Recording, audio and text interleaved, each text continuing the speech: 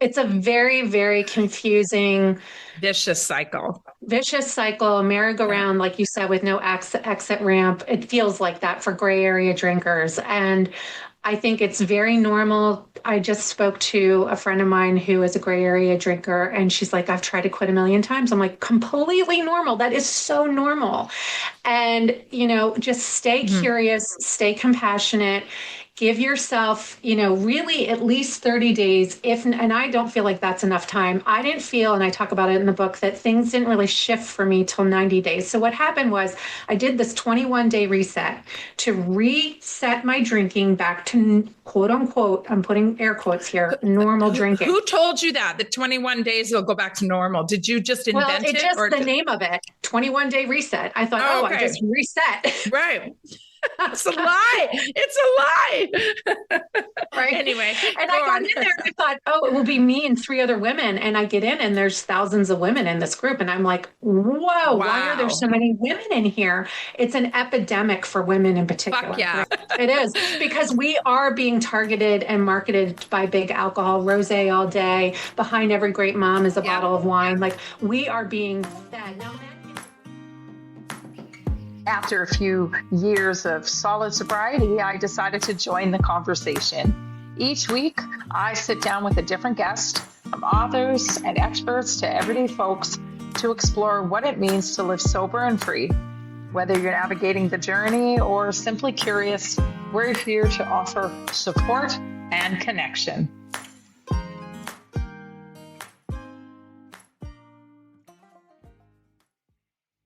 Welcome to Sober and Free. I'm your host, Susanna Porowski. Today, I'm thrilled to introduce a remarkable guest who resonates deeply with my own journey towards sobriety, with 3.5 years of sobriety under my belt. I achieved this outside of traditional recovery programs like AA, and I know firsthand there are many paths to freedom from alcohol. My guest today, Maegan Geisewite, is a passionate advocate for those exploring their relationship with drinking. She's the author of an insightful book. I just love sitting down with someone who's truly done the work. We all have to do work to stay sober, but when someone is able to write a book in this space, they have really gone down deep into the relationship that we can have with alcohol, how society is such a drink pusher, and I'll let you discover the rest by joining us in this very candid conversation where we discuss her book called Intoxicating Lies, One Woman's Journey to Freedom from Gray Area Drinking. All right. So my guest today is Meg Geisewite. Did I say that correctly? pretty darn close. It's a lot of vowels. Yes, Geisewite. And she comes to me really because of her fantastic book that I have read twice. I read it a few years ago when we met, 2 or 3 years ago, in a Tribe Sober that I talk a lot about. I know that you listeners have heard me mention it. And then we had a conversation because I just related so much because I was more of a gray area drinker than what one might call a drunk, although I got drunk a lot. And then, but on the outside, it's looking normal in the propaganda. So I really I felt that call to reach out to you, Meg. So can you please introduce yourself, the basics, and then maybe what is the most significant thing in your life since going sober? Go ahead. Sure. Hi. Hi, thanks for having me, and I'm so glad you did reach out to me. So, I'm just an ordinary mom of two. I am 51 years old, and I live in Delaware, and I just found that I became aware of 5 intoxicating lies. That's the name of my book, Intoxicating Lies, um, about alcohol. And I really identified with the term, which is in the medical literature and on the alcohol use disorder spectrum, called gray area drinking. And I thought at the time when I was sober curious, I'll just read all of the books there are on gray area drinking, and I couldn't find one. Now, when I became sober curious in 2019, I didn't want to break up with alcohol. I just wanted to get some tools under my tool belt, do the whole moderation thing. I did a 21-day reset with Sober Sis, which is an online private Facebook group at that time. And she was the owner, Jen Couch, was really talking about gray area drinking. And when I watched her video, I was like, oh my God, there's somebody who feels like I do. I felt very alone in 2019. Like you said, I was very caught up in this black or white drinking box. You were either a take it or leave it Yeah. drinker and had a, what I would call, and there's no such thing, a healthy relationship with alcohol, or you were in alcoholism. And again, some people identify as an alcoholic, even though that's no longer in the medical literature. I'm in pharmaceutical sales, so I love the science behind all of this, and I wanted to read and understand it better. But again, in 2019, I didn't want to break up with alcohol. I just realized as a controlling type A go-getter that I was no longer in control of it. It was in control of me when I no longer wanted my kids to do sports in the evenings so that I could come home to my rewarding glass of wine. And that's the first lie that I talk about in the book, which is I deserve a glass. And I think most people, when I speak to communities, say that is the number one lie that they fall in trap with. It's either a reward and or a crutch.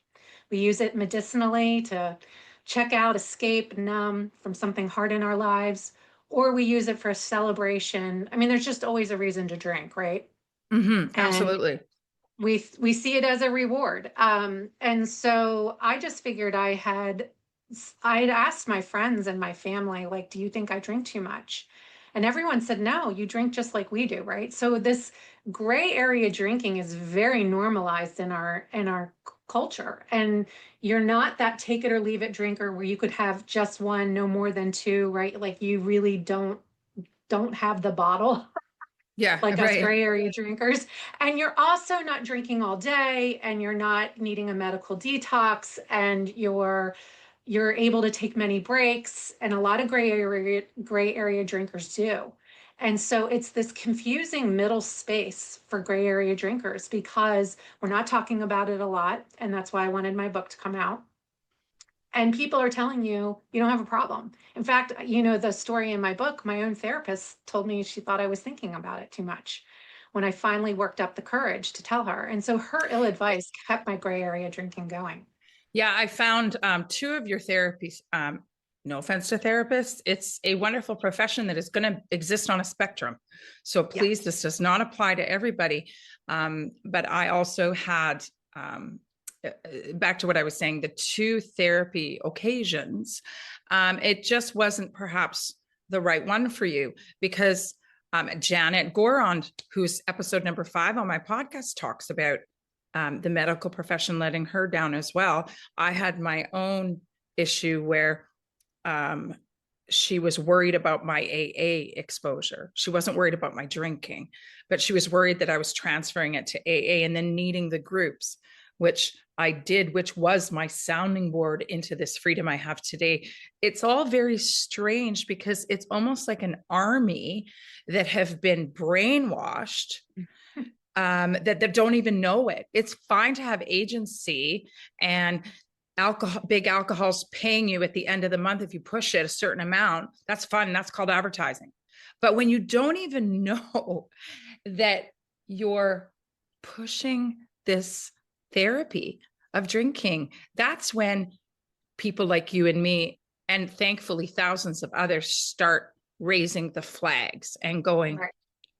And I think COVID helped us with that a lot because we had to ask ourselves some of those deeper questions and we had to be islands, which is difficult.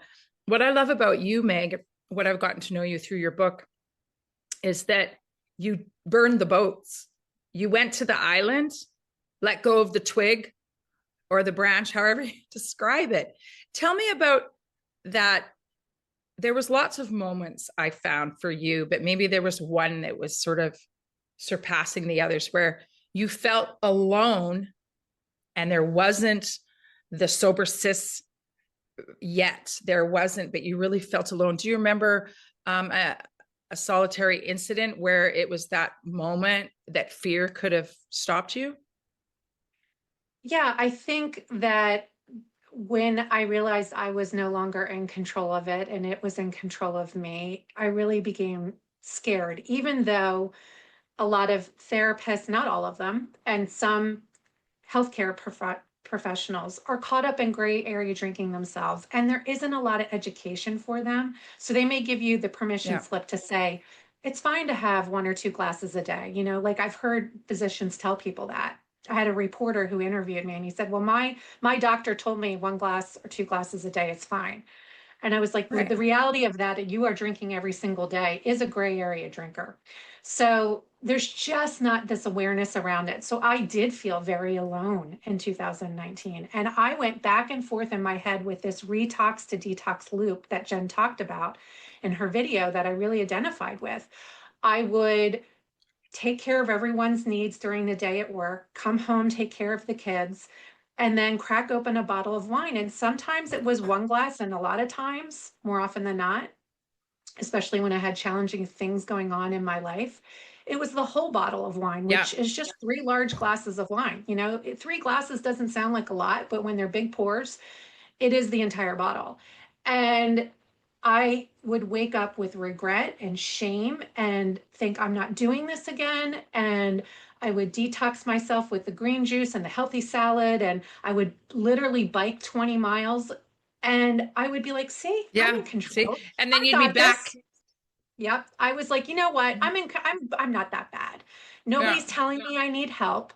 Nobody's telling me to go to rehab, so I was like, Caught. I'm fine. You're like, Caught up in the mommy mhm. wine culture, which is another one Yep. of the lies in my book, because motherhood was hard and difficult. And and even I talk about COVID in my book because I became sober right before COVID, before the pandemic. And everything tells you, oh, life's hard, have a quarantini. Motherhood's hard, have a glass of wine. And it felt like we were getting these permission slips, like you said, from big alcohol, from society that says it's okay. And in fact, don't feel your hard feelings, just pad yourself at every turn, right? And have a drink. And so I was so confused as a gray area drinker because I would quit, but I couldn't quit more than 2 weeks at a time. It was always and then I scientifically realized and figured out that it takes 2 weeks for alcohol to completely leave your Yeah, system. that's right. So as soon as it was gone, my body and my brain were like, we need more of that. And how many years do you have now? I'm over 5 years. I'll be 6 in Exactly. November. It's a very, very confusing, vicious cycle, merry-go-round, like you said, with no exit ramp. It feels like that for gray area drinkers. And I think it's very normal. I just spoke to a friend of mine who is a gray area drinker, and she's like, I've tried to quit a million times. I'm like, completely normal. That is so normal. And, just stay curious, stay compassionate, give yourself, really at least 30 days. And I don't feel like that's enough time. I didn't feel, and I talk about it in the book, that things didn't really shift for me till 90 days. So what happened was I did this 21-day reset to reset my drinking back to quote unquote, I'm putting air quotes here, normal drinking. Who told you that? The 21 days will go back to normal. Did you just invent it? Just the name of it, 21-day reset. I thought, okay. I just reset. Right. It's a lie. It's a lie. Right. Anyway. And I got in there and I thought, oh, it will be me and 3 other women. And I get in and there's thousands of women in this group. And I'm like, whoa, why are there so many women in here? It's an epidemic for women in particular. Fuck yeah. Right? It is, because we are being targeted and marketed by big alcohol, rosé all day. Behind every great mom is a bottle of wine. Like, we are being fed. Now, men get the whiskey and the bourbon and the beer messages. And the sports. Well, the beer, the sports, but not as much as women. It's in Target, it's in Kohl's, it's in all of our department stores, it's on all of our glasses, all the shopping that women are doing. It's being like the permission slip is coming out of right. Now that I think about it, long. You're so right. And men just don't get that as much as women do everywhere we go. And what I'm really not judgmental about people who drink other than when it is forced in my face in wellness spaces and health and wellness. So if it's like mimosas and yoga, I'm like, I will go to the owner and be like, this is a space that should not have alcohol in it. I should not be working out and hearing about drinking. And I've had that happen numerous times. I've been in spin classes. Oh, sweat out the alcohol, sweat out the toxins, and then I've been in yoga where the lady was like, oh, pretend you're holding a cocktail in one hand. And I'm like, why do we have to bring alcohol into these spaces where we're trying to better ourselves? So again, women are just getting at it. We're even trying to detox and better ourselves, and we're still getting the message there. The normalization of it. The normalization that it's actually a beverage as part of our nutrition. It's like, excuse me, this has absolutely nothing to do with the nutrition. If you want to like smoke a crack pipe or shoot up, that's like, well, it's illegal. But other than that, it's kind of your choice. And alcohol's right there in that. It's a drug, and it got classified as a drug for the first time in 2009 in the UK. Dr. David Nutt, he was, I know, N-U-T-T, unfortunate last name, but he was the Minister of Health for the UK. And he actually had a long title, and you'll relate to this. He was a doctor that was tasked with testing on a large scale over a period of years, the pharmaceutical reaction of drugs on the brain. So there's a long name for his title, but that's basically what he was doing. And he found at the end of his testing, it's a much longer story than this. I mean, he wrote a whole book called Drink ? But basically he found that the most harmful drug, and yes, drug, was alcohol because of the bystanders, because the people in your family and the user. So when all was said and done, he classified it as a drug, and he got fired as the Minister of Health because they weren't ready to see it or call it that yet, because it's just part of our daily smorgasbord of self-love, self-care. And now it's being reclassified. The world has, a lot of us have refused this, and the movement is happening, and you're spearheading it. A lot of us moving forward, taking our time and shining a light on it, it's just natural that this is happening because we know the truth. So the U.S. General Surgeon came out to say it is a class 1 carcinogen in the U.S. And I got a lot of messages. Do you think the label, like there will be labeling on the bottles? And I said no, I don't quite yet, because there's so much money in the lobbyists around big alcohol. It would take a tremendous amount of effort to try to get. And I think we should at least have a warning on all of the bottles, just like we do with cigarettes, that this is a known carcinogen. I think it will happen, because the reason I say that, time and money. There's a show that I love. It's my favorite show. It's called Étoile, which means star. And it's set in Paris and New York. And it's about ballet dancers. And on my first career, I was a dancer for 20 years. So I love it because it has everything. It has Paris, where some of my family live, where we're going in like a week and a half.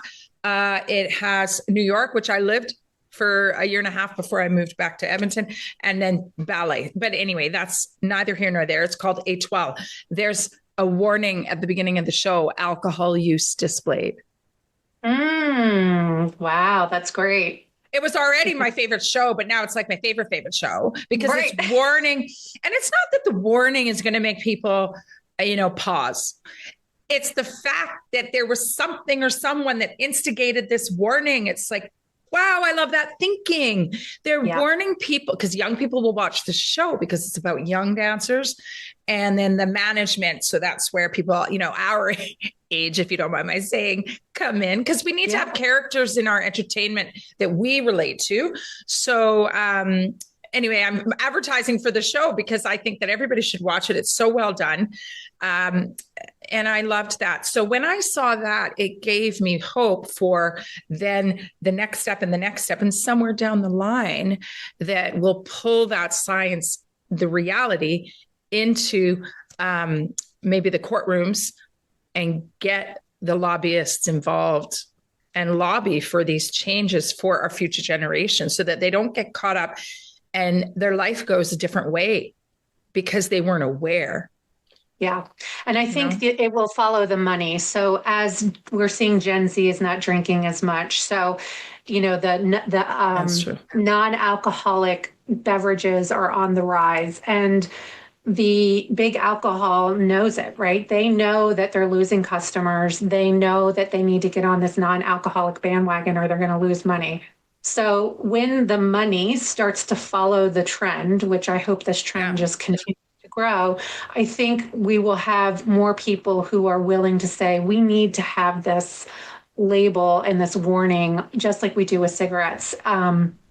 But it is going to take some money and some movement and some time from people. But back to your point about the show, I think that subliminally we get these messages on TV. Mm-hmm. I was watching a show with my son, who's a teenager, and he was we were watching the show about this woman who was having a really hard week, and she was actually a psychologist on the show. And every night she went into the refrigerator and would grab her wine on the show. And he looked at me and he said, she really needs your book. Like, he was aware that she was drinking too much, but that subliminal message of like, here's a doctor on TV who is self-medicating with wine every night is normal. And it's just something you're watching. So I love that your show is like, oh, hey, bring the consciousness forward that alcohol is going to be shown versus it being this subconscious, message that we are always getting in TV, and it's movies. And this is a complete aside, but I just realized that sex, nudity, alcohol, all these warnings, it's like, whoa, whoa, whoa, whoa. Sex and nudity is going to be warned for a different reason. It's not toxic. It can be. There's sex addiction and then there's rape. And I realize that. Comment, you can keep them. But it is of a different nature. Alcohol, in our minds now, in our lives, we're kind of maybe secretive about it, but it actually has no place. Like, we find no place. We're tolerant of your belief, the drinker. We're tolerant of it, but we don't have the same belief. So I'm not going to people please and say, but it's okay if you still drink. I've stopped in my life. And even though my husband drinks, I mean, it is a free society.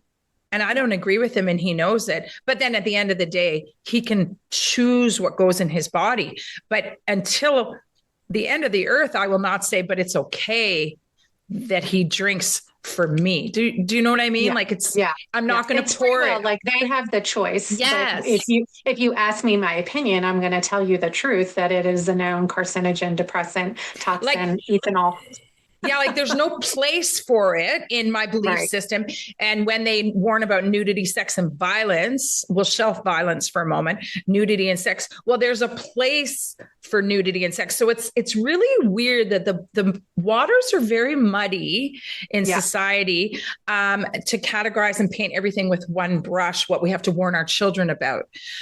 So I just had that thought. It'll trail off. There's no conclusion that I'm coming to, but drinking alcohol and the warnings behind violence and alcohol are different from sex and nudity. Wouldn't you agree? It should all be smashed together, because sex and nudity brings us our families.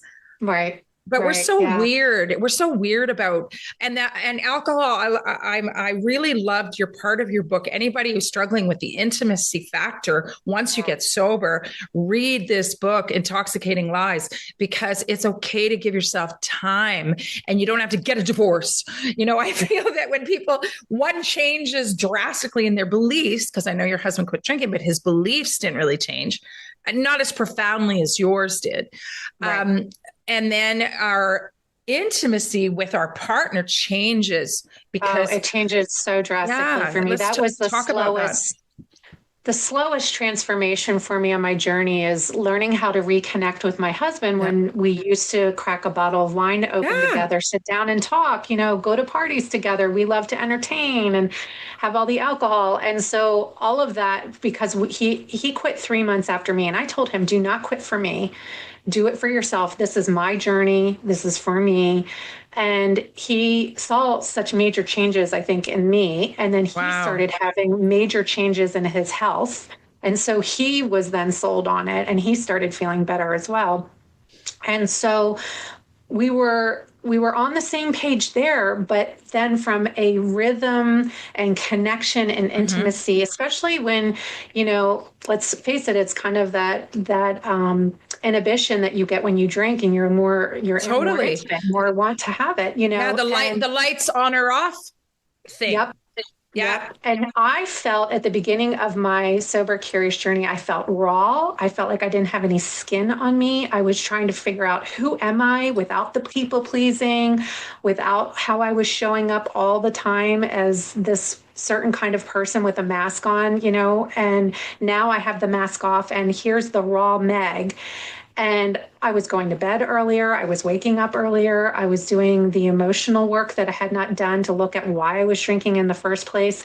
I was facing my sexual assault traumas and trying to understand how that might be impacting my intimacy. I had this huge elephant sitting at the end of our bed, and we were both kind of staring at it and looking at each other like, what do we do?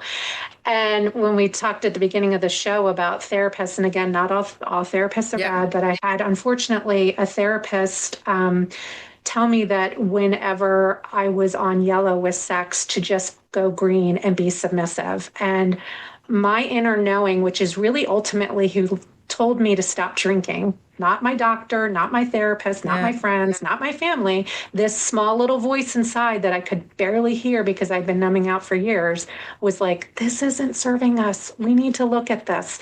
And thank God I listened to that inner knowing. And when that therapist told me to be submissive and just give him sex, that thing jumped up because the alcohol wasn't numbing it anymore, and was like, oh, hell no. Like, you are not going to be the submissive wife who's just going to give into it to please her husband. And I love your husband. Sorry, but I'll stop you there. I love your husband when you brought that forward, probably after the session. And in your book, he was, okay, let's look at this. And all, because a man, you might think, oh, well, yeah, I love that she said, just please me. But he didn't. He said, in a deep, mature human being says, I don't want it like that. Basically, he was, I want all of you. And then and so continue. So I love that about your husband. What a man, what a real man. Yeah. We've been married for 20 years, and I do feel really blessed.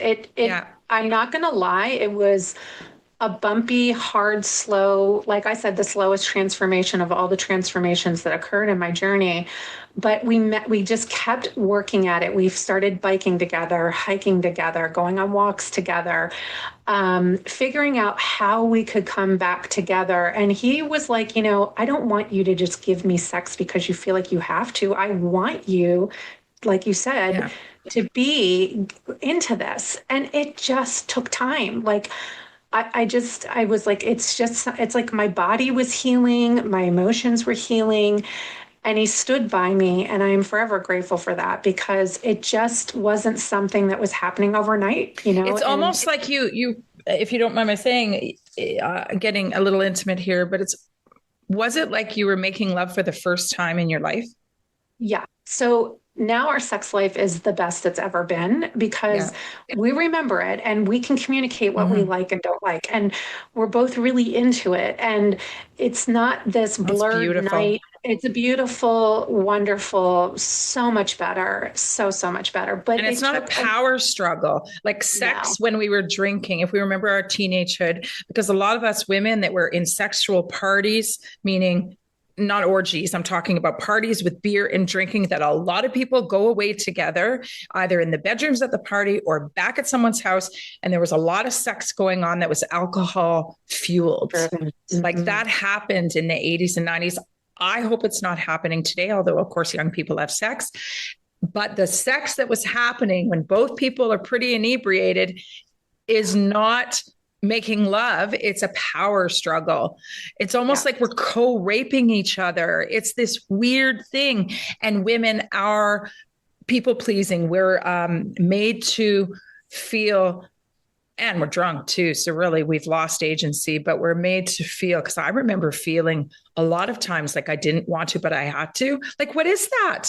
It was crazy. I actually was date raped. If you remember, in my book, I talked about it. Well, I remember that. Yes. Big fueled night of drinking. And part of it was consensual and part of it was not consensual. And I woke up like, oh my God, I cannot believe this just happened to It's me. like you could write a new book called Gray Area Sex.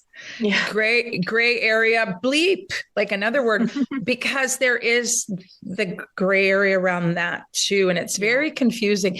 And then because the pendulum has now swung and there's a lot of men being accused for the part that we didn't consent to, but we let it happen. And it's so very confusing for young men that today, my young men, my 2 teenage sons, they don't see girls and bring girls home and date as much as we used to.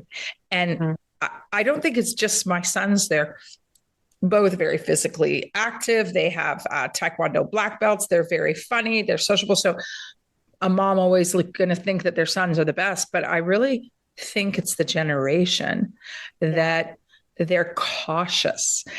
This ain't going to produce babies, and this isn't going to grow the human race. So I don't know. I had a lot of conversations I have a daughter and a son, and I had a lot of conversations with my son about consent, even holding hands and asking for permission every step of the way, and I don't think our parents really had the wherewithal or the awareness or even the language to have these type of conversations with us. Like, my mom didn't even really talk to me about sex. She sent me AIDS articles in college. Like, was like, just don't do it, and never why, and never any explanation, and never even any explanation around alcohol and how that could lead me to a situation where I couldn't make a good decision or somebody could take advantage of me. Like, there was never any discussion around that. And now I'm having those discussions with my kids because I want them to go in with eyes wide open of what could happen or what it could look like or what, it could lead to. And I think that we are now in a generation where we're able to have these conversations with our boys and our girls, like this is a substance that makes you not make good decisions. And, you can get yourself into some situations that really are dangerous. And we have to have those conversations with our children, I believe. And that's one of the reasons I shared it in the book. But I've heard from so many women that, that they had some type of sexual assault happen to them. And most often, alcohol was involved. In both of my situations, it happened to me 2 times. I was assaulted and raped, and both times alcohol was involved. Yeah. And these were binge like drinking nights. This was, college and post-college where it was a lot of, I never drank during the week, and the funny thing is we wouldn't have maybe even been physically in attendance anymore at that time of the evening had alcohol not being involved. It's not like you take a completely sterile moment out of context and then, I wasn't sure, this definitely wasn't consensual. This part was, I realized that you were out and out raped on one occasion. So don't get me wrong. But when we felt as women pressured, but we were both drunk or close to it. But I don't even know if we would have even been there at 12:30 at night on a weeknight or whatever, if it hadn't been, because alcohol functions like fuel. William Porter talks about it in his book With 2 Legs of a Person. And your neuropathy, your whole body will compensate for the depressive quality of the alcohol by exerting the hormones and the stimulants to make you feel stimulated. So it's very confusing because society feels, you're a pharmacologist, society feels very comfortable that it's a depressant. They leave it there. And it's like, wait, hold on a second. My body turns it into a stimulant. So that's why you feel sometimes super energized, and you hear about accidents that occur that, the boys jump off balconies into the swimming pool and miss, and they drank. I don't know if other stimulants are involved. So why is that? So when it comes to doing things that are risky, feeling powerful, that is from that fuel. So it's more than just this cartoon, I guess, thing about don't drink because these things happen. It's also, you will feel super energetic. And it's so false. And there'll be a crash later. people talk about it being a social lubricant because if you're a high anxiety person and you drink, Yes. it quells Quells that. that. But then the next day, all Yeah. those hormones and stimulants, like you're talking about, they have to balance back out. Yeah. So then it becomes that you've poured fuel on your anxiety and your depression. So it's so funny, right? Because for the very thing that it helps us with, you always go back below baseline. Always with alcohol. Yeah. Yeah. And I think that's why so many people at month 6 in their journey start to feel, and I have a community of women that I serve for emotional sobriety, and some of them are at month 6 right now, and they're saying, why do I feel so down? Why do I feel so like blah? And I'm like, and we've been talking about it. Not only is that pink cloud that you talked about gone, usually around that time, but you're used to a dopamine level, let's just say, of 400 when you're drinking, and now you're down at 100. So what used to seem fun and everything like that, you're like, is this boring? Because like I feel like I'm at 100 and it just doesn't feel as exciting as the 400 when you were drinking. And so it takes time for your brain to heal. And what happens is I really feel like that first year to 2 years is early sobriety. And what ends up happening is your brain is starting to balance out that dopamine, and sunsets and flowers and finding beauty in the day and joyful moments of meaningful conversations start to replace that high that you used to get when you drank almost, and you start to feel better again. It's almost like the simple things in life become so beautiful and joyful and more vibrant and rich in your life because you're finally coming to a place where it's starting to balance back out. But there's a period of time where you're like, wait a second, is this all it is? Is this what next? And I think that you have a great section in your book. People, even if you use this as a textbook at the end, you don't skip the story. But even if you skipped the story, the things that'll make you high up to, let's use 400, are things like creating that playlist, keep a journal, listening to podcasts, taking action. I also recommend just start the walk. Say, I don't have to finish the walk. I don't even have to do the walk. Why don't I start the walk? And guess what? 99.9% of the time you'll continue walking because it's lovely when you're out there in nature. I have to do that. I have to drive 6 minutes with my dog to the river. And after being at work for 10 hours some days, because I have a very stressful job, it's the busiest time of year, I think I don't want to. But then I almost look at it like the wine witch was a lie. And I look at that, you don't want to go for a walk, as it's that same bitch saying, fuck it. When you go to the fuck it bucket, and I'm like, no, it's a lie. Of course I'll be good walking, even if I'm mentally tired. And so, but I love your action plan at the back of the book, because all of those things that she mentions with listening to podcasts, making your playlist for the music, because they've proven that music gets right into your soul, creating music. If you want, take a piano out, a guitar, learn to play it, sing music. So tell me about that. Are you, what are you listening to these days? What kind of music do you like? And how did you incorporate music? Well, I like all kinds of music. I really love, I have a playlist called I Love Me, which is just all females that are empowering words and lyrics of like who I am and what I am and that I'm light and love and strong. And so I love listening to those types of things especially when I'm bike riding. So it just gets my energy up and going. But when I go on my walks, I try to find the beauty in the day. And if anybody follows me on Instagram, that's where I live. I peek into Facebook, but I really live on Instagram. And you can find me at Intoxicating Lies book, all one word. But I tend to post, not every day, but most days, something that I find that is beautiful in the day. So it could be a flower. I collect heart rocks. I find them all the time. I see hearts in nature and leaves and just all over the place. It can be a sunset. It can be anything that brings you gratitude. And when you're kind of in that place of just not feeling great, you shift to an attitude of gratitude by finding the joy And I couldn't see all these things when I was drinking. I see angel numbers now all the time, which I know the universe is telling me that I'm on the right path and that I'm being held and I'm loved. And people might think it's woo woo, but all of these things that put me in flow instead of force, because I was in force for so many years. After my trauma, I really went into an over functioning, trying to control so I wouldn't feel the pain. And it wasn't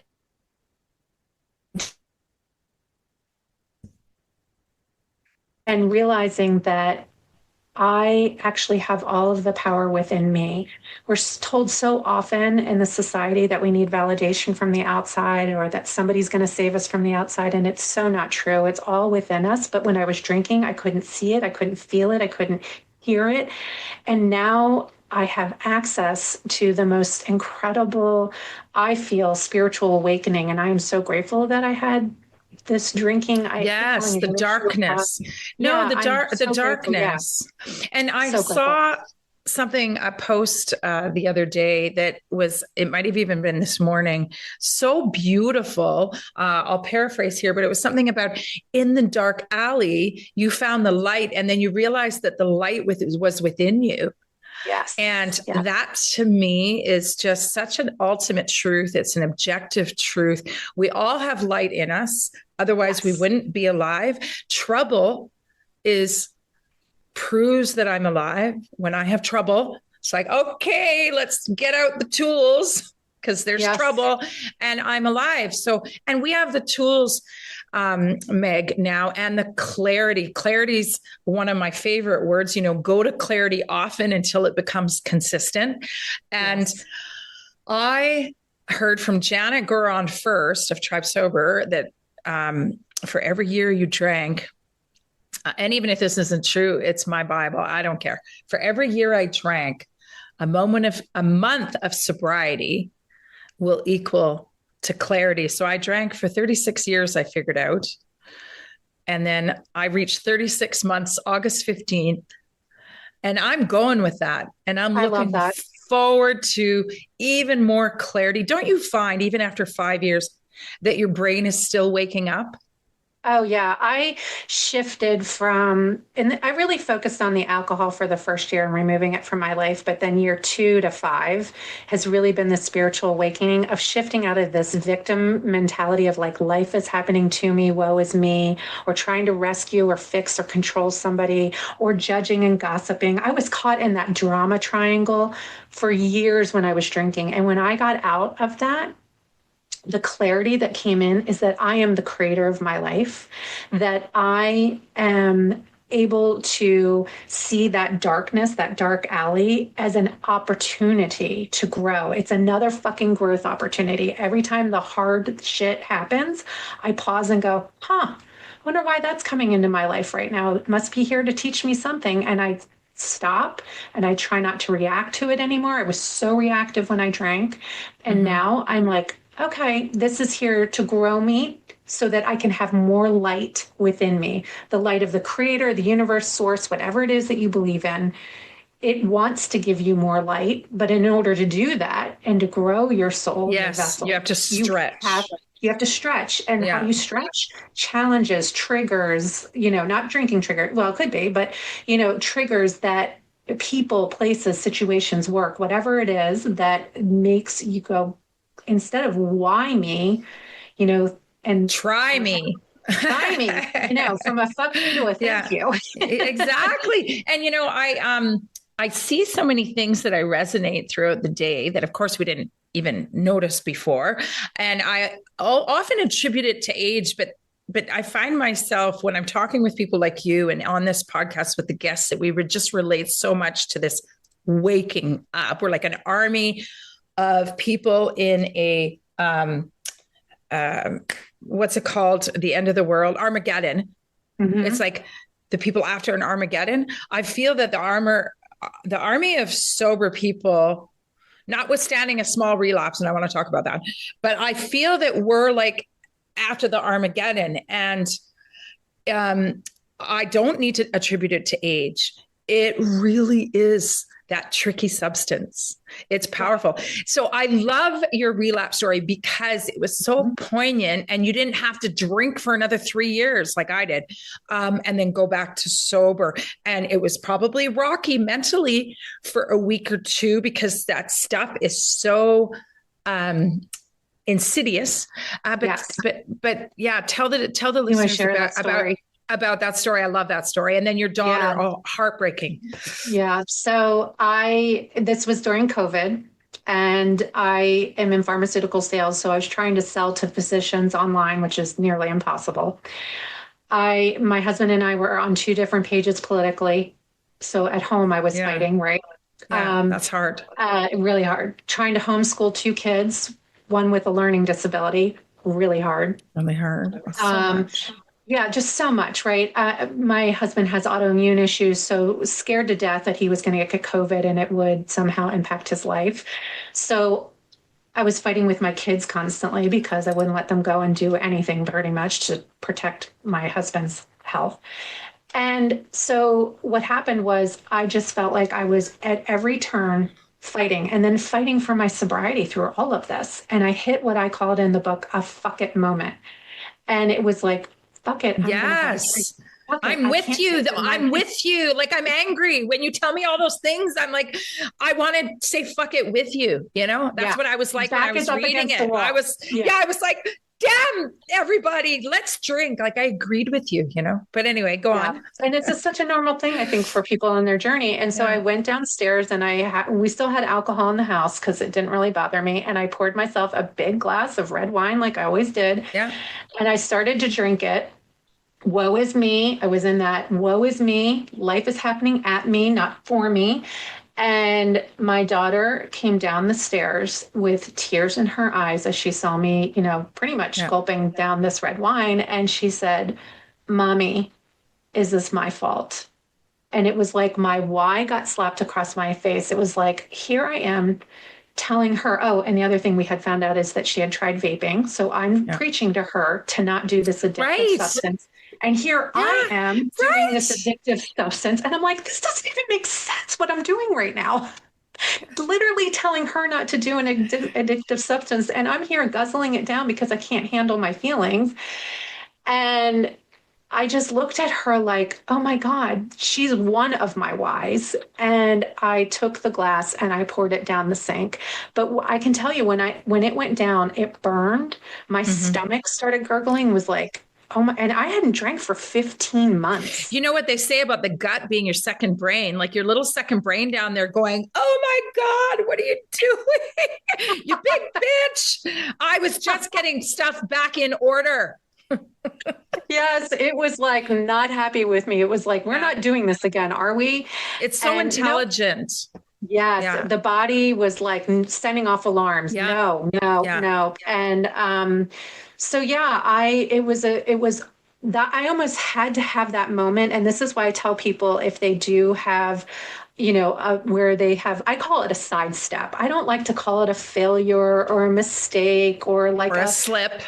Slip. I don't even like it's a sidestep in your journey. And if you learn from it, and you grow from it, and you think, this was another intoxicating lie, because way back in the back of my brain somewhere subconsciously, I still had the belief that if the shit hit the fan, alcohol would be there. It's funny that was still there, because it was in a junk drawer in the back room, in the closet, it was hidden. And I talk about that all the time, and I don't have the words for it. And you really helped me.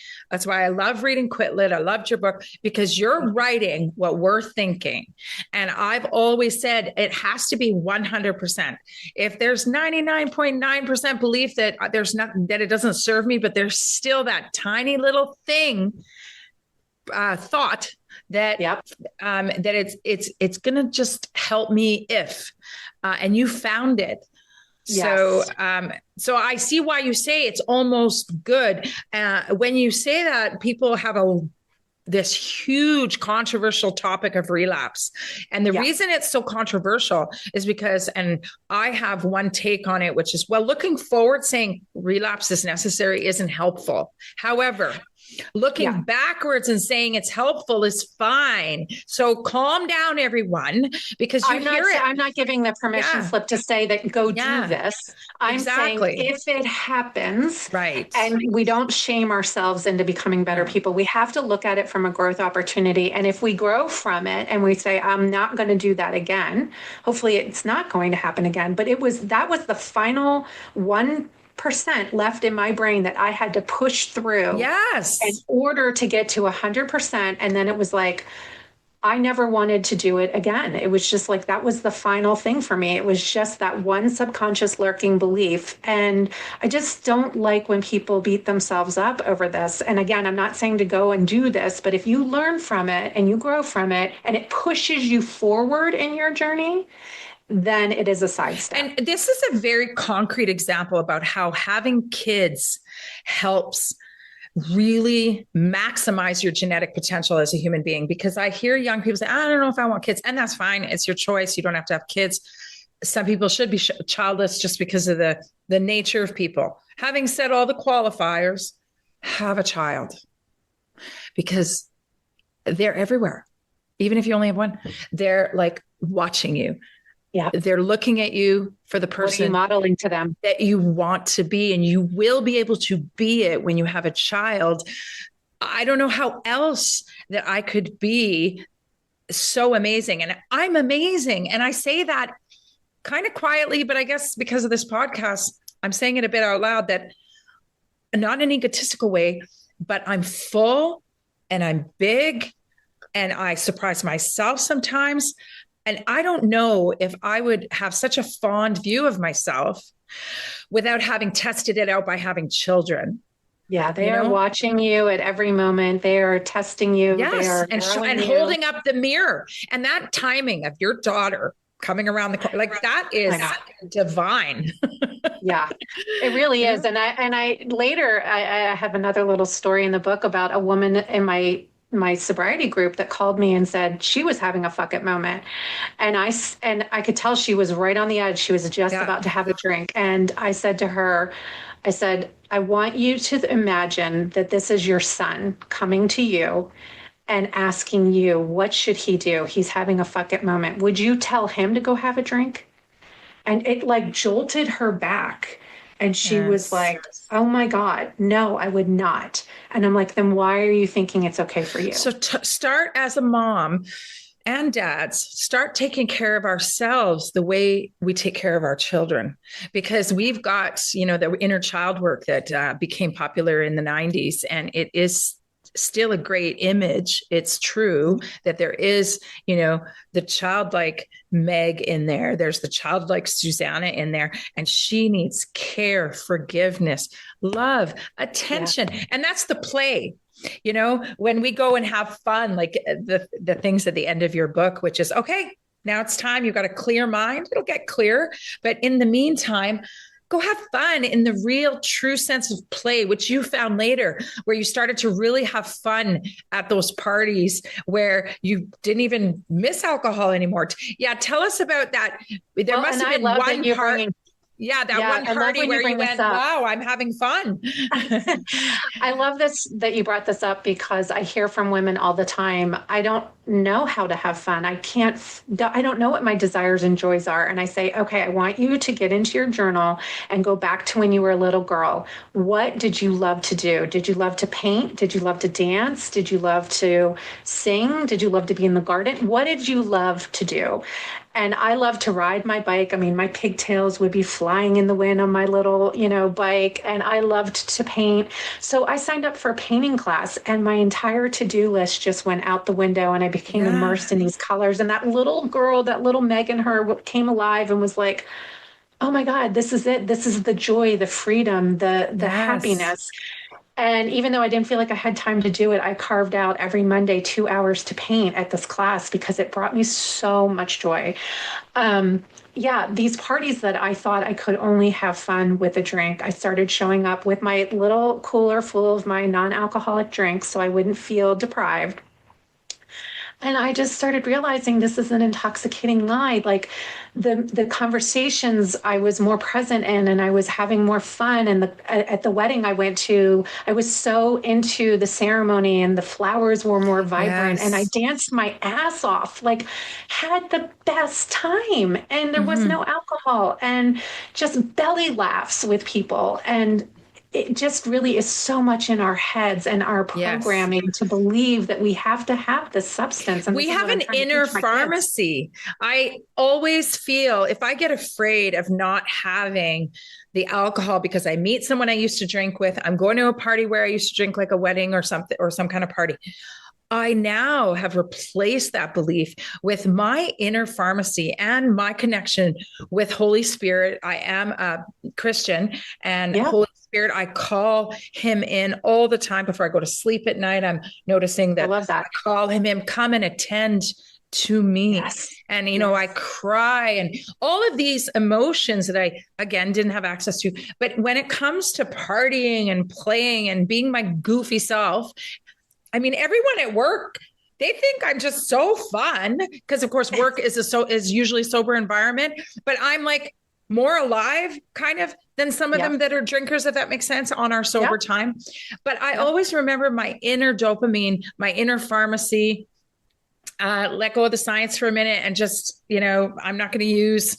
I could just do all kinds of research and sound smart. But the bottom line is, Meg, I know that I just get a whole bunch of like happy feelings throughout the day. My Yeah. goal is my purpose. I live for my purpose, giving my life meaning, but there's so much happiness along the way. It's crazy. I encourage anybody who's still drinking that the high that you get from any drug, including other drugs, I have never experienced anything like this. And it sounds so dumb because we True. used to have these highs. They were not as good because we didn't have as much knowledge, I think, when we were 12 and 13. But I remember getting these highs from the painting, the dancing, the singing, and all of that. Yeah. Yeah. But they're We had fun more. before alcohol. We had some fun before alcohol. Yeah. But they're big. When you say they're bigger now, because now We remember them. Yeah. They were I like, have they lost their lasting responsibility. joy.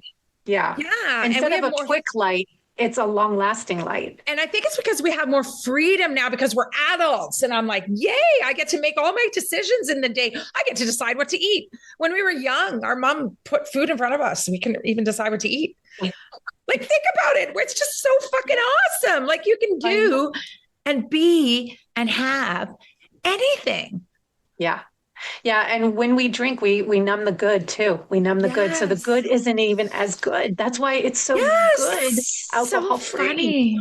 Yes, Yeah. It just yes. make sense, right? And trust us, because I mean, I had to trust and borrow your belief until I found it myself. Even in my stints in AA, it wasn't as good as it is now because I always had to go to group. So I had offloaded some of my freedom to a container, which is the rooms.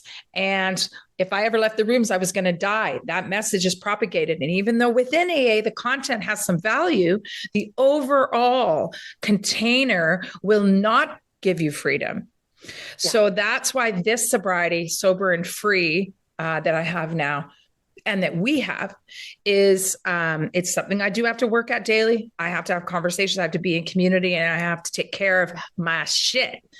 Yes. But having said that, sometimes it's just overflowing joy and freedom. And actually, I'm going to take this moment that I've got the floor here to ask you. Tell us about the Enneagram, because I had heard that a few years ago, and my mom is really into it. And sometimes she's really wanting me to do the reading, find out my numbers. And I did find out my number at one time, and then I just sort of put a comma there. And I haven't really gone on, and I think I'd really like to go down that road. So perhaps this is another reminder. Tell us about your work with the Enneagram. Yeah, so the Enneagram Institute is a really great place to start because it asks you a lot. I think it's like 100 questions. You need to have a questionnaire that's long, not like a 4 or 5 questionnaire. You need to get into something that really gets to the root of who you are. And there's 9 numbers in the Enneagram. And I tied for number 1 and 2, which number 1 is the perfectionist, which our strength is also our weakness, right? So I'm going to show up on time. I'm going to get the job done, but I'm also going to be very analytical about myself, probably tear it apart a little bit. That's the weakness of it, right? And the strength is that I'm going to be there. So there's a pro and a con to it. The second one is the rescuer. So I want to rescue you and I want to do it perfectly. So I was almost like neck and neck. Like my numbers were like 1 digit apart between the two. And if you see about my book, I just always was trying to help other people, but then I would get caught up in their stuff, and I would, as an empath, bring on their energies, and it would drown me, and it was just not good. So it was a way of kind of seeing what are my strengths and where can I let go of having to fix and control and rescue and try to do it perfectly. Yeah, I feel that inclination. I think a lot of human beings in compassion feel that, but maybe a little bit more with us. But I would not be surprised if I'm number 2, because when people are sharing, my first thing is, oh, I have an idea, and my brain just starts firing off all this. If that was me, this is what I would do, and this is what I would do. Like, I don't really listen. Yeah.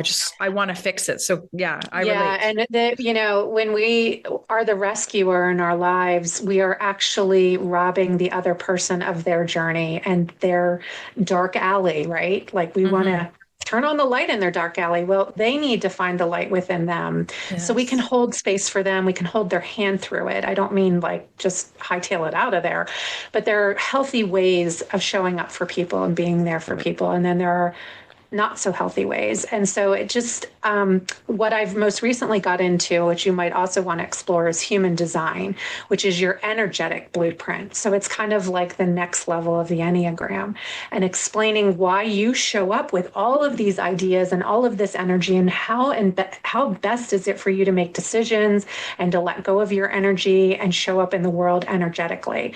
So there's these different kind of modalities that as we become sober and we're going through this journey, we're peeling off the old layers of who we used to be, the mask, and we have, like I told you at the beginning, this raw, sensitive version of ourselves. And how do we kind of step into who we truly are at the essence of who we are? And it's understanding why you show up in the world the way that you do with these Enneagrams or human designs. There's one called Gene Keys. That one's so deep, I can't even explain it. But so I've been doing this work because I want to understand why I show up the way that I do with compassion for myself. So when Susanna shows up with all the ideas, you catch her and say, "Oh, little Susanna, you're here to help. You have helped so many people, and that is such a great quality of you. But we're gonna choose differently, and we are going to hold space for them. We are going to ask them, do they even want help? Sometimes people just want to be heard. They don't want help. Absolutely. And so we take this step back, even though it's ingrained in every fiber of our being. Like, it's just how you show up, with compassion, to understand why you showed up that way. Like, probably something in childhood happened where you had to kind of come up with these ideas or come up with this, for me, like, it was like a fear of failure. And I was kind of always told, like, well, you could do it this way, and so I always was striving for this perfectionism. Got into modeling. You heard about it in my book. So, it's no doubt that I'm going to show up that way, right? It started early for me in childhood, of how I had to kind of show up to be approved, to be liked, to be accepted. And so those protective parts of ourselves are not bad parts. There are no bad parts of you. This is a little bit of the internal family systems therapy, which is a beautiful therapy. But that we have these parts of ourselves that came online in childhood to protect us, to serve us. And now as an adult, the way that we can reparent ourselves is when that little girl comes online with the maladaptive behaviors. Let's say I show up and I'm picking myself apart. I could have done that podcast better. I could have said this. I could have. Stop. I understand why you're here, Meg. I understand, little Meg, that you had to get it right as a child. You did enough. You were great. And you start to reparent that part of you. And she's not a bad part. I was here before you, right? I showed up on time. Like there's many good parts to that perfectionism. There's adaptive and maladaptive parts. And so it's showing up with that constant curiosity of why is this showing up in my life and how can I have more compassion about myself through this to allow more light in and grow myself and see life happening for me and by me as a co-creator with the Holy Spirit, with God, whoever it is that you believe in. And how can we see that life is always happening for your highest good and the good of all around us? So once you've done the 100 questions and you know what number you are, is there a regular therapy that you can either in group or a workbook journal? Is there something that you can do? Because once you have these modalities learned, there is a certain amount of daily work, weekly work, even like your painting, that one must do to incorporate it into your life. So what would you say is a great way to incorporate these things, the Enneagram, living by design, the human design, all of those things? What so do there's you great do? books. There's great books just to see if it's of interest to you. You can always start with a book. And I think I have the book I don't have my book in front of me, but I think I name a book in there on the Enneagram. There's Jenna Zoe has one on. Yeah, I think I put it in there. Take the test. Then there are Enneagram coaches and human design coaches that you can, if you just type that into Facebook or Instagram, a gazillion are going to pop up. Okay. Jenna Zoe has one on human design. She has a podcast. There's Enneagram podcasts. I listen to all the Enneagram podcasts too. And they have Enneagram podcasts just on your number. So you could just listen, like say you're a number 9, which is a peacemaker, why you're a peacemaker and how to use that as a strength, and what happened maybe to you and where you can get caught up in that maladaptive behavior. And so human design, Jenna Zoe, ZOE, is somebody that you could follow. She has a podcast, she has a book. And again, these are coaches in these modalities that help you understand yourself better. And so some of them have communities. I mean, it just depends on how much you want to get into it, but there are tons of resources on both the Enneagram and human design. And I teach, not me personally, but I bring in a human design coach I have an emotional sobriety community. And we do a whole month on human design to help women understand themselves better. And they're just like, oh my gosh, this helps me. Now I know why I start a million projects and I never finish them. I can stop beating myself up about that because that's normal for my energy type. And so it's almost like these permission slips of now I get why I'm showing up this way. Just love the softness of being able to put some space around it. And so that we're not wearing it so tightly, we're still going to have the coat on, but it's going to fit more loosely, like the old Sesame Street cartoon where the wind is blowing and it's cold and the object being to get the coat off the man. And of course, he holds onto it more tightly. However, when our environment changes with being in the space with other women, other people like you, and knowing more about yourself, the sunshine will come out. And then of course the man, he shed his coat. In some ways, that's going to be our layers that we can, and we can always pick it back up. See, that's the freedom. And that's almost like, dare I use the word power, but the good kind of power, when you've got your inner power, and Tony Robbins, awakening the giant within. I mean, that's what that's all about, is having agency and being well-rounded in our agency. I know that as a child and moving into an eating disorder and then transferring it over to drinking, it's that I lost the ability to, the gray area can be a wonderful thing as well as the horrible thing, because now my gray area also allows me to say, that's okay. Yeah. That's all right. That's all right. And even laugh about it. There's so much humor in our failings. That's what comedy's all about. Yeah. Is just me and a coworker we have the most interesting relationship at work that we work in a bullpen.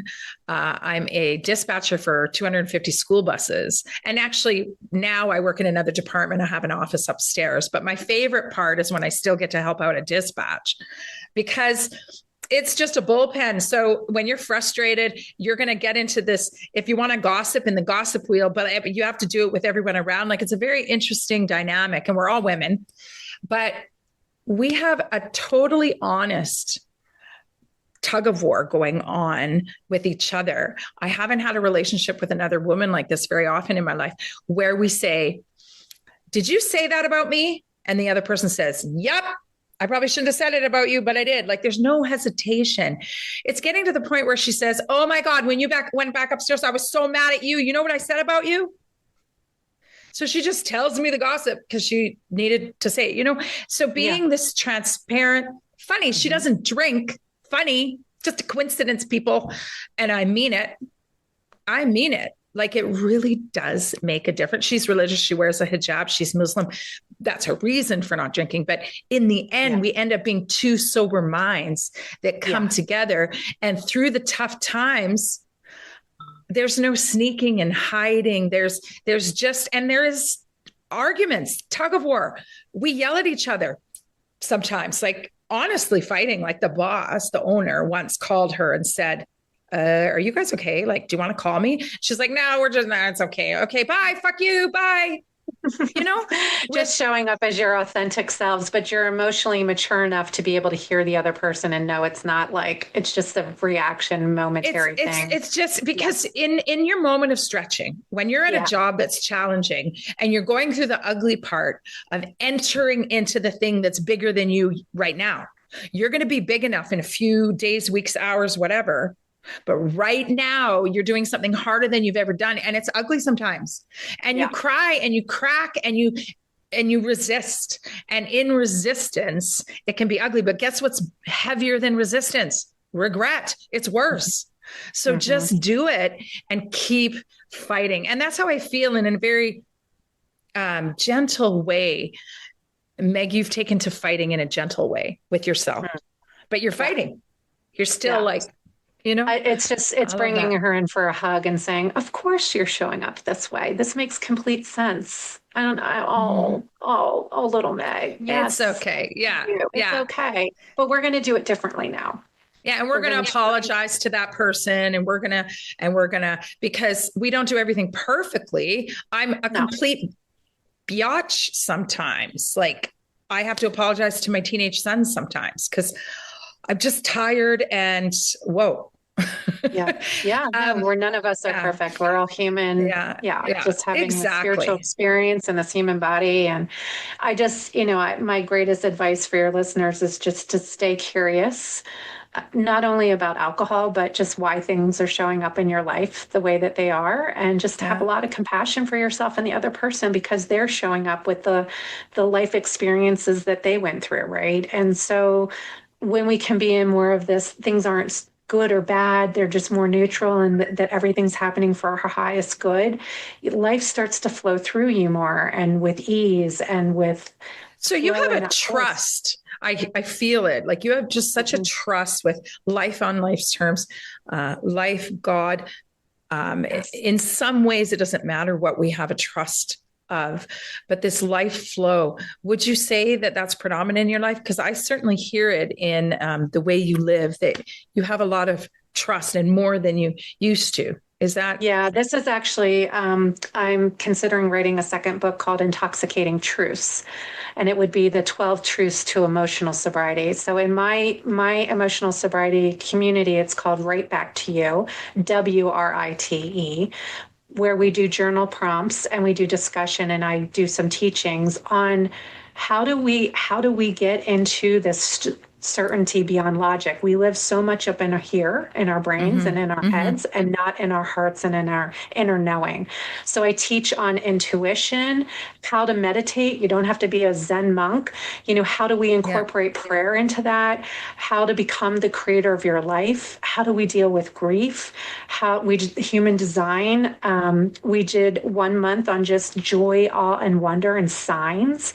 So it's all of these things that I take this group of women through, where we each month look at a different topic, and it's like, oh, okay, now I understand why this is happening, and I don't need to reach for the drink because this is starting to make more sense to me. It's almost like once we get alcohol out of the picture, the real work begins, because we have this spiritual awakening and clarity that happens, and all of life is still lifey, right? Still lifey. How do you deal with it? I love that you've given them a different track to run on, because you still need to run. You still need to do life, but you don't want to keep segueing back into that other track that we already know, because it'll just, like water finding its own level, it'll just go in there. However, if we can, with you, carve out this other path, how do people join your community, right back to you, all of that stuff? Tell us a little bit about that. And then I'll also put it in the show notes, people, of course, but if you could sort of introduce us with the best way to get involved with your work, because I think it's very valuable. Thank you.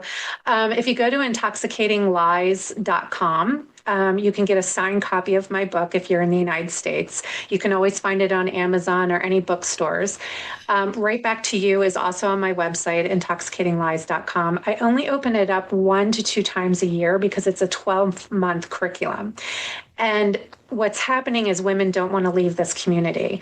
So the people who started with me for 2 years ago are still with me. And so you probably are wondering, well, what are they learning at this point? They are revisiting the same topics. So it's stepping into that same river with new eyes, new perspective, new growth, new evolution. And so we do a lot of art therapy too. We do something called neurographica, which rewires your brain through drawing. And if you can draw a line, you're good.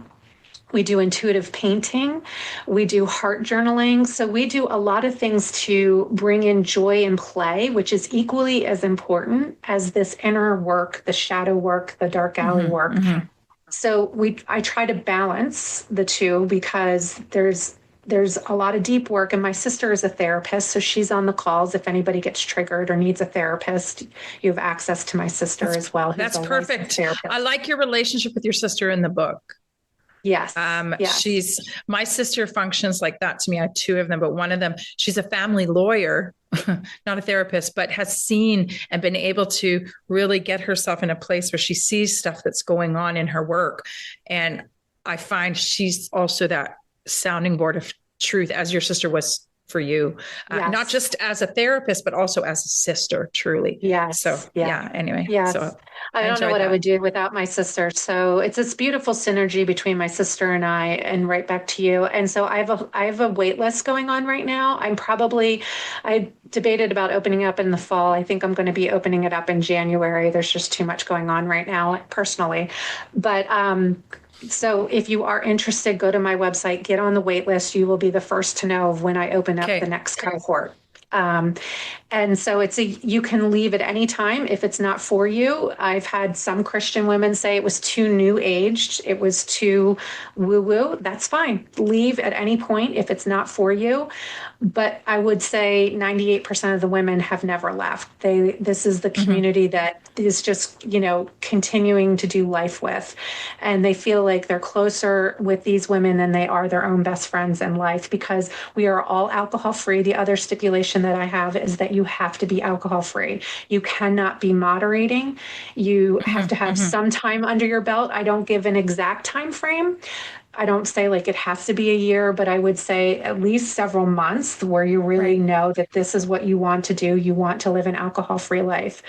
I do have another coach in there. If it's an early sobriety and you're feeling a little wobbly, she is a coach in there just for sobriety. So it is not a get-free, alcohol-free coaching program. It is all about the emotional sobriety once alcohol. I love that. You need to write that book, because also you are getting some great content working with people, because in our own minds, it's an echo chamber, right? Yes. But when, even if we're reading and studying as I am, and one of the reasons I'm doing this podcast, perhaps it will produce a book. We all have one in us.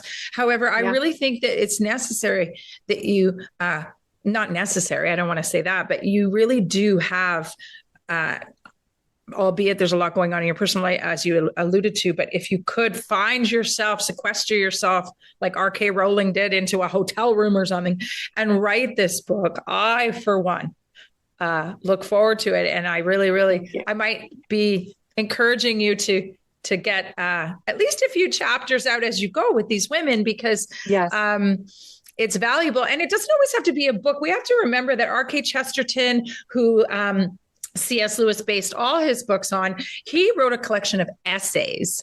And that's a nice way to sort of compartmentalize our writing. And an essay is not easy. That's something that we can spend a long time studying, is really the building blocks of the essay, writing it well. It's funny, I dabble in writing. I have a Substack, and it's called Chase That Rabbit. But my son, he's 20 now, but when he was in grade 10, I said, hey, can you read some of my writing and see what you think? And it wasn't about alcohol-free. I don't remember what it was about.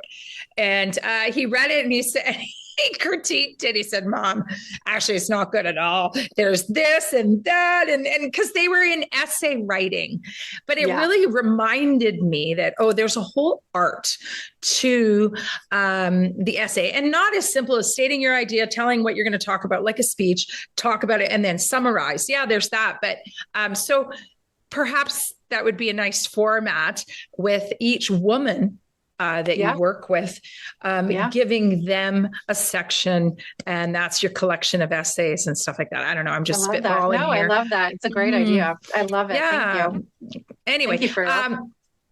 Thank you. And I'm not organized in my work in this sober space. I am. I'm not even really craving organization. I'm okay with the chaotic flavor. I mean, if I look at my artwork, not this, but it's just totally chaotic. But then when I back up, it kind of has shape. So, however, what I love about you is you help me organize my thoughts and see how the dots are connected when I look back, talking with someone like you. So I really want to thank you for that. And I would like more of that. And then therefore I will be joining your wait list. I think that this is something that I could definitely benefit from. So I'll put love to have you. Yeah, I'll put intoxicatinglies.com, of course, in the show notes. You've heard it here.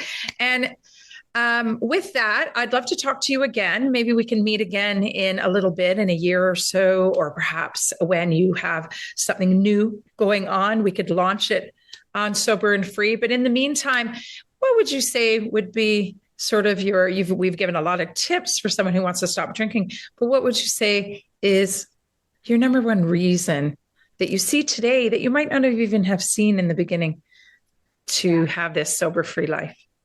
It's the spiritual awakening. It's just the awakening and the clarity, like you said. I didn't have it, didn't feel it, didn't see it until I removed alcohol. And that inner knowing that is in every single one of us, that is guiding us to the truth of who we are and guiding us into what's in alignment for our lives. When we quit drinking, we start vibrating at a higher level. We start attracting what's in alignment for our lives, and we start living in this, what we just talked about, flow and not force. It's such an incredible, beautiful way to live. And the alternative and the way that I was living was reactionary, stressful, exhausting, and just victimhood. I didn't even realize I was in it. It was subconscious. I had no idea. It was very small. It was very small.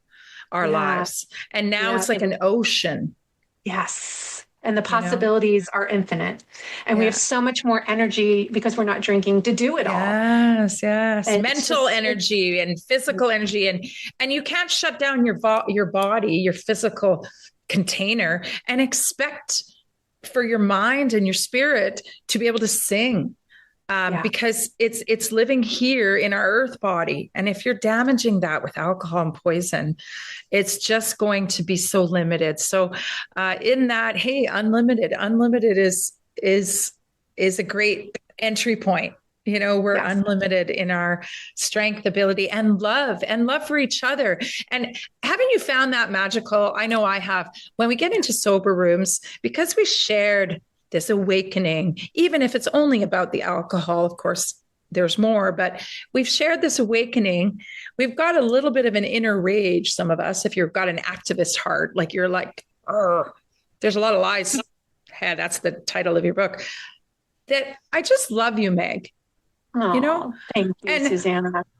I the find feeling is that mutual. Yeah, and I find that I feel the love more immediately, and I have access to that with other people in this space that I maybe hold back with others. But when it comes to the alcohol free, it's immediate. We vibrate at the same level. We know we're like-minded. We know that we're there for a meaningful conversation, not surface, and honest. Yes. And honest and self-honesty is what I require in the people around me, in the people in my space. Okay, we're going to lie to each other, lie to ourselves a little bit, but the basic self-honesty that all of us have within ourselves is something I find so attractive. And my tolerance for I limit my exposure to that, Yeah. So I love them. I love them. However, there's only so much I can take. Hence the sneaking away at the party that you did. Yes. The subtle sneaking away at the work party, that I read about. The Houdini Act. The Houdini Act. It's like, I do that all the time. And I've learned not to say goodbye. I don't have to say goodbye to the host because she's drunk. Right. She won't remember that you left. And if she does, it's maybe a cry for help. So I do disagree when people say, stop asking people why they stop drinking. And I'm like, maybe they're asking because they want to mine for a bit of gold there. Like, hey, why did you stop drinking? And maybe there's a part of themselves that's like, tell me something that might be my reason too. There's so many of our brothers and sisters that are craving a reason that they can relate to. So talk about your sobriety, people. It's going to save lives. We got to move vocally into this next space. So thank you, anyway, Susanna. Big hug. And I'll send this to you as soon as it's out. It's probably out, I think the end of June is what I calculated. And in the meantime, let's stay in touch. And if you have anything to send me link-wise after our talk, I'll just put it in the show notes. Okay. Thank you so much. I appreciate your time. All right. And I appreciate you. Have a great Saturday. Thanks. You too. Bye. Okay. Take care. Bye.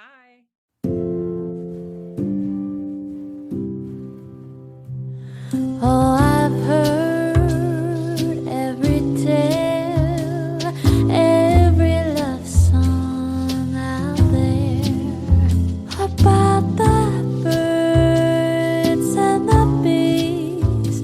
Oh, could it happen to someone like me? All the stories, all the books say it happens, you don't have to look. Thank you for listening. This podcast was produced by Susanna Porowski, and the opinions that you heard expressed here are those of the person that expressed them, and by no means applies to everyone. If you have a problem with any kind of substance abuse, substance use disorder, addiction, please reach out to your local professional. And there is our Facebook group, Sober and Free, where perhaps you can just connect with another fellow addict, user, gray area drinker. Really, I don't like labels. However, In an effort to communicate our sameness, perhaps you'll find a friendly voice there. And with that, I wish you a happy and sober day. When love comes my way.